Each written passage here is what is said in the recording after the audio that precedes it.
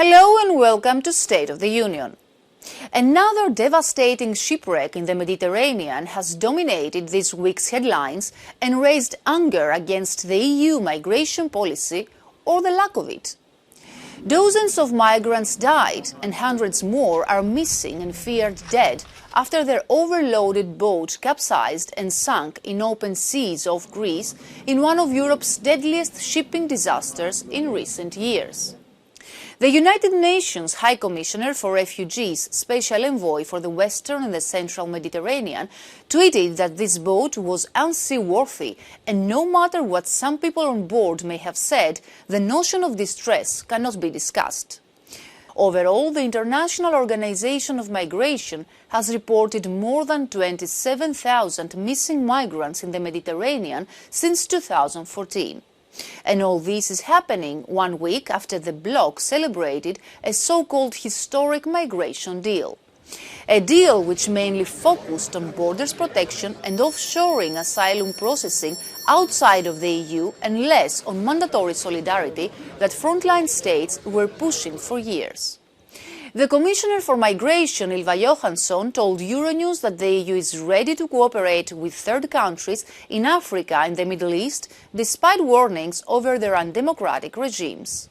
But what we also need to do, because legislation is not enough, it's absolutely necessary to work also with the countries in Northern Africa and other third countries to prevent these dangerous, deadly journeys to start from the beginning.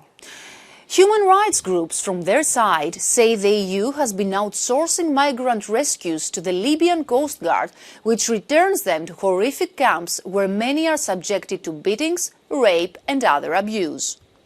Meanwhile, at the European Parliament, the MEPs this week endorsed the final report of the PEGA Committee, which has been working for almost a year into the abuse of spyware in the European Union. MEPs want EU rules allowing the use of spyware such as Pegasus or Predator only when strict conditions are fulfilled, thorough investigations into suspected abuse and help for people who have been targeted. Illegal cases of spyware use have been detected in Poland, Hungary, Greece and Spain, raising concerns about privacy rights and press freedom. Sophie in 't Veld, PEGA's rapporteur, in an interview with Euronews' Sandor Giros in Strasbourg, spoke about the real findings of the committee, the risks to the European democracy and last, but not least, the possible connection to the famous European Parliament corruption scandal. The work of the PEGA committee is coming to an end soon. How do you see how this issue affected democracy and rule of law in Europe?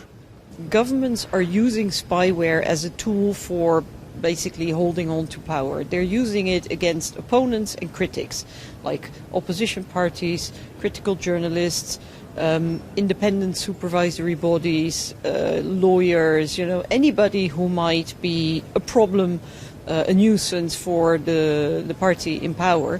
And we always think that it's dictatorships in funny third countries outside the European Union who are problematic, but there are governments within the European Union that are using it in a very similar way, and even governments that may not yet be using it in such a way could be tempted because there is hardly, or let's say there is inadequate regulation, there is not sufficient regulation.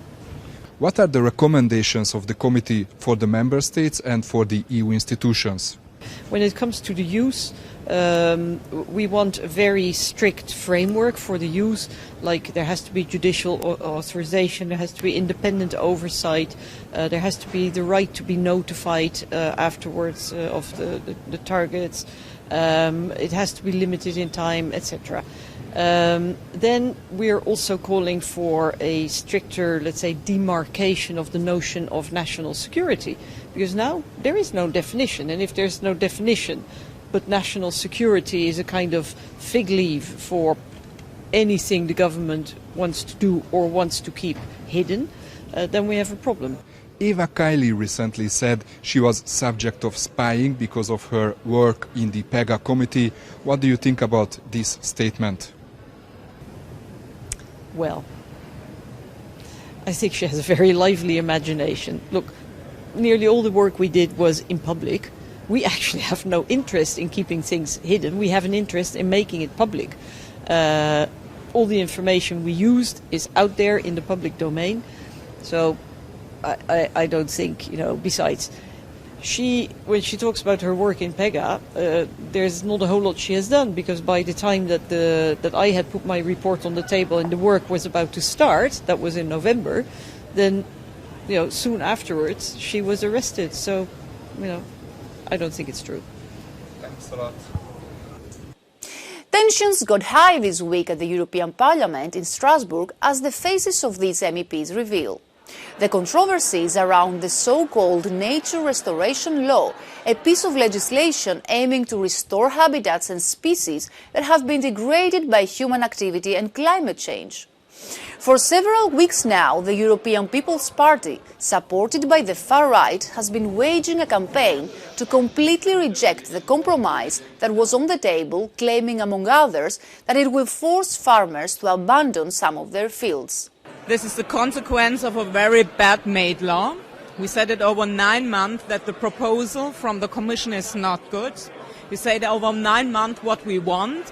However, the controversial law was kept in life just by one vote, and it will be submitted for a final vote on the 27th of June. I think the nature is not the guilty of this fight, of this problem, of the electoral strategy of the PP in Europe, no?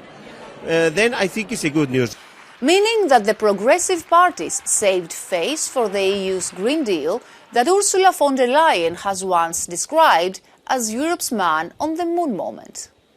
That's it for this edition. Thank you for watching and have a great week.